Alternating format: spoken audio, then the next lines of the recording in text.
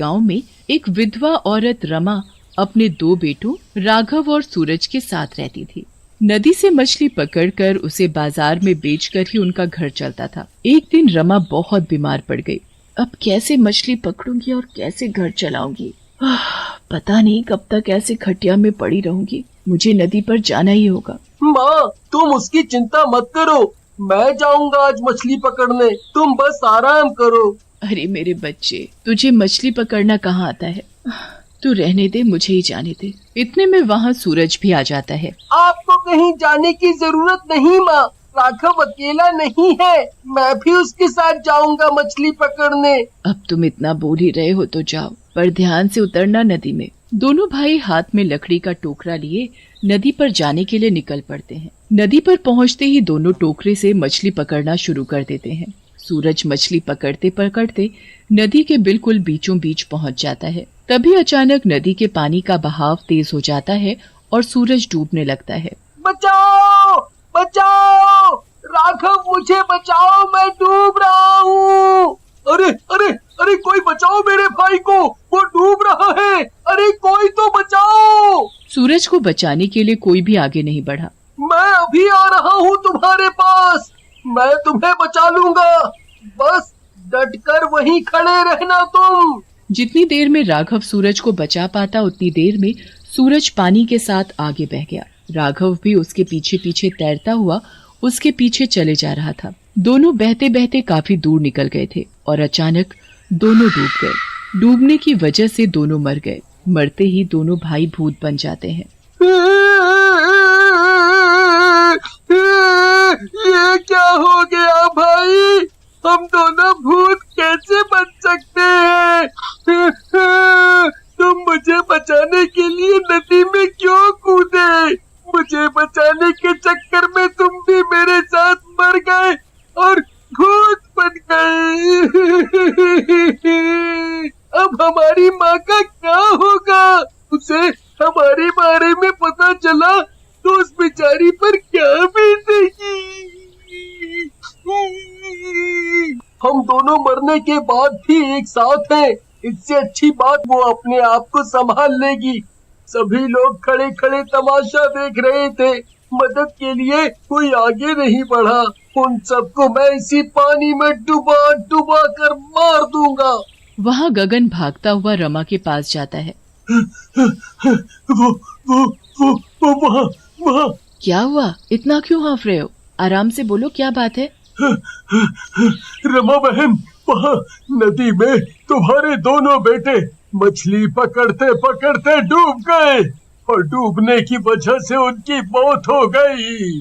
बेटों के मरने की बात सुनकर रमा नदी पर दौड़ती हुई जाती है। वहाँ अपने बेटों को मरा देख बहुत रोती है। रो रो कर उसका बुरा हाल था। मरने के बाद भी रमा ने अपने दोनों बेटों को अपने से अलग नहीं किया। उन दोनों को उसने अपने घर के आंगन में गाड़ा और रोज पूरा दिन उनकी ही कब्र के पास बैठकर रोती रहती। एक दिन झोपड़े का किराया लेने भगवान दास रमा के पास पहुंचता है। बहुत दुख हुआ तुम्हारे बेटों के बारे में सुनकर, बेचारे दोनों ही एक साथ मर गए। ऐसे ना बोलिए मालिक, वो मरे नहीं, वो देखो, वो दोनों यही है मेरे पास। शायद ये पगला गई है। अच्छा ठीक है, किराया लेने आया था, लाओ जल्दी मेरे झोपड़े का किराया दो। किराया? इस महीने बिल्कुल भी काम नहीं हुआ, ऊपर से मेरे बच्चे मुझे छोड़कर चले गए मालिक। मालिक 1-2 दिन की मोहलत दे दीजिए, बस मैं आपका पूरा किराया चुका दूंगी। ठीक है, मैं कुछ दिन बाद आऊंगा किराया लेने। अगर फिर भी नहीं दिया तो मेरा झोपड़ा खाली कर देना। इतना बोलकर भगवान दास वहाँ से चला जाता है। इस झोपड़े को मैं छोड़कर नहीं जा सकती क्योंकि यहाँ मेरे बच्चे हैं। क्या करूँ अब? दूर से छुपकर राघव और सूरज सब देख रहे होते हैं। माँ को परेशान देखकर बिल्कुल भी अच्छा नहीं लग रहा। हमें माँ के लिए कुछ करना होगा। उससे पहले हमें उस भगवान दास को सबक सिखाना है। उसकी इतनी हिम्मत कैसे हुई हमारी माँ को धमकाने की? राघव और सूरज वहाँ से सीधा नदी पर जाते हैं और नदी से ढेर सारी मछलियाँ पकड़कर भगवान दास के घर में डाल देते हैं। भगवान दास सोया हुआ था। उसे अचानक मछली की बू आने लगी तो नींद से उठ खड़ा हुआ। ये क्या? अरे इतनी सारी मछलियां यहाँ किसने डाली? राम राम राम राम, धर्म भ्रष्ट कर दिया मेरा सारा। अरे किसकी इतनी हिम्मत, सामने क्यों नहीं आता? तभी राघव भगवान दास के सामने आकर खड़ा हो जाता है। भूत भूत, अरे भूत! राघव का भूत देख भगवान दास पीछे की तरफ भागने लगता है, पर उसके पीछे सूरज का भूत खड़ा था। भूत! दो भूत! अरे आगे भी भूत, पीछे भी भूत, मर गया मैं तो।